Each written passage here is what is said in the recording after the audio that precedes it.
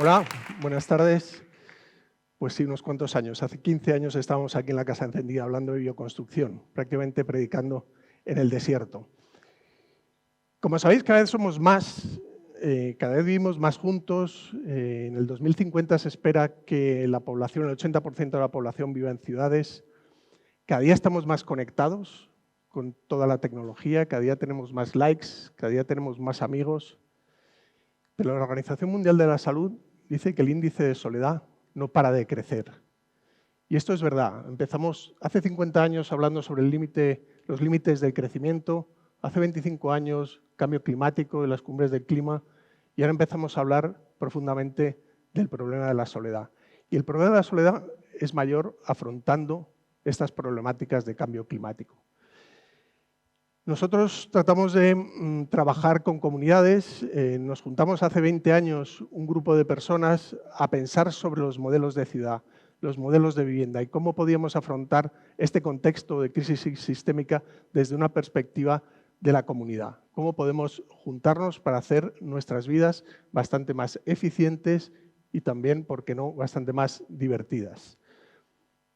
Empezamos a trabajar con una serie de talleres y creamos el proyecto de Entre Patios, en el que tengo dos gorros. Soy usuario, vecino y además soy arquitecto. Y ahí, poco a poco, fuimos pensando entre todos cómo queríamos vivir. Además de Entre Patios, acompañamos otros proyectos como este grupo senior que ha decidido vivir de otra manera y tener un envejecimiento activo, convertirse en una parte principal de su vida o convertir su vida en una parte principal en el momento donde la sociedad prácticamente te está desechando del sistema.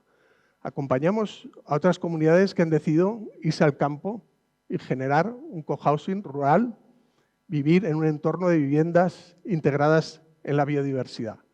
Y si te pones a soñar, si te pones a pensar, de repente llegan un día las máquinas y se ponen a hacer realidad los sueños y empiezan a aparecer los edificios. En este caso, Entre Patios se terminó el año pasado, lo terminamos en noviembre, empezamos a vivir en noviembre y ya la primera en la cabeza. La primera ola de frío, vino Filomena y tuvo que funcionar el edificio o ver cómo funcionaba el edificio en este contexto de crisis climática y de olas de calor y de olas de frío. Pero no solo voy a hablar de personas, que para mí es de la parte más importante dentro de la arquitectura, sino que también les voy a hablar de arquitectura. Los proyectos de cohousing tienen dos partes, el hardware y el software. El hardware es esta arquitectura y el software es la construcción de comunidades, son las personas. Y todos estos proyectos son posibles porque hay un grupo de personas que lo hacen posible. La arquitectura obviamente tiene que ser lo más eficiente. En un contexto de cambio climático la arquitectura tiene muchísima responsabilidad. Primero, porque es responsable de muchas emisiones de CO2, del 36% de las emisiones de CO2, y en segundo lugar porque es el lugar que nos acoge, es el refugio. El concepto original de la arquitectura es cobijarnos. Por eso tenemos que diseñar y pensar una arquitectura que nos haga resilientes frente al contexto que viene. Diseñamos con criterios de cambio de diseño bioclimático y con criterios de Passive House. ¿Qué es esto? Pues hacer lo más eficiente energéticamente la vivienda. Esto quiere decir 11, 15 kilovatios hora metro cuadrado, que quiere decir al final que tu casa no consuma prácticamente nada, solo 135 vatios y solo de energía renovable. Hablamos mucho de los coches, de la electrificación de los coches, pero los edificios también deben dejar de funcionar con combustibles fósiles, solo eléctrico y 100% renovable. ¿Pero qué son 135 kilovatios? Pues son unos 11 euros al mes de consumo. Eso quiere decir una factura de unos 20, 30 euros. Y este es el siguiente guantazo, el del cambio de la factura, ¿no? La subida del precio de la energía y lo que nos afecta. Y cómo nuestros proyectos pueden ser resilientes frente a este agotamiento de los recursos fósiles. Y como sabéis, la previsión es fea o es complicada. Vamos a tener muchas olas de calor. Se prevé que los días de 40 grados en Madrid se multipliquen por 7 o por 8 veces. Eso es un calor tremendo, o que tengamos temperaturas cercanas a los 50 grados, como pasa en Marrakech o en Irak. Los edificios tienen que funcionar frente a eso y por eso diseñamos con criterios de Passive House, es decir, máxima eficiencia y evitar que haya un intercambio de calor y de frío potente. Pero además de que los edificios no gasten prácticamente energía, lo que tenemos que hacer es que los edificios produzcan energía. Y en este caso, en Entrepatios, tenemos instaladas 32 kilovatios de energía, de paneles fotovoltaicos para producir energía. ¿Y eso qué quiere decir? Pues que producimos más energía de la que consumimos. Aquí, en el mes de julio, un día normal de julio, hay una producción en torno a un 25 o 30% más de energía que de consumo.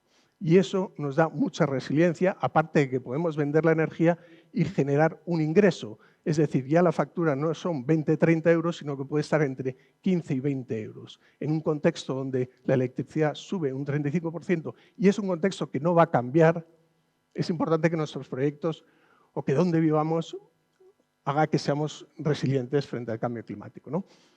Esto también lo hemos afrontado en otros proyectos, como uno que presentamos aquí en Madrid, donde éramos todavía más ambiciosos. Es decir, que el edificio no solo 2 kilovatios, sino ir a casi 3 kilovatios por vivienda. Es decir, entender los edificios también como productores de energía. Tenemos que ir a un modelo de producción energética distribuida, donde ya no dependamos de sistemas de producción centralizados, sino que vayamos a un sistema distribuido, que cada uno de los edificios de las comunidades se convierta en productores y consumidores de energía, ¿no? Pero hablemos también de materiales.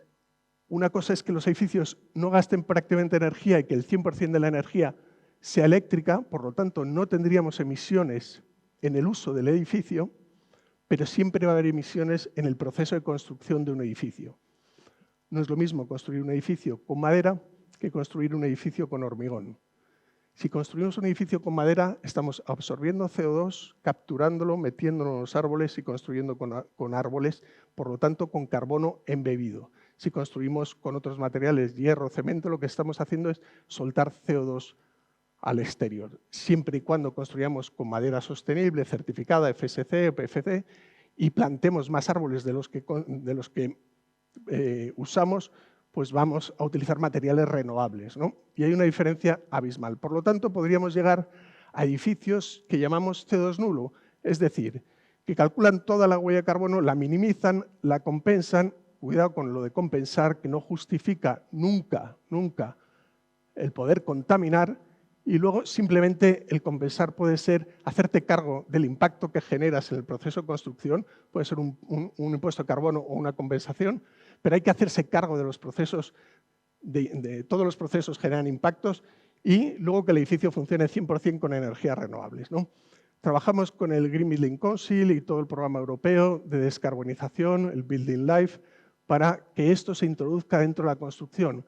El peso no está solo en el uso y en la eficiencia energética de los edificios, sino en cómo construimos los edificios, cómo introducimos la economía circular. Incluso no solo a ir a unos edificios ya de carbono cero, sino que los edificios sean capaces de absorber CO2, ir a un concepto más regenerativo.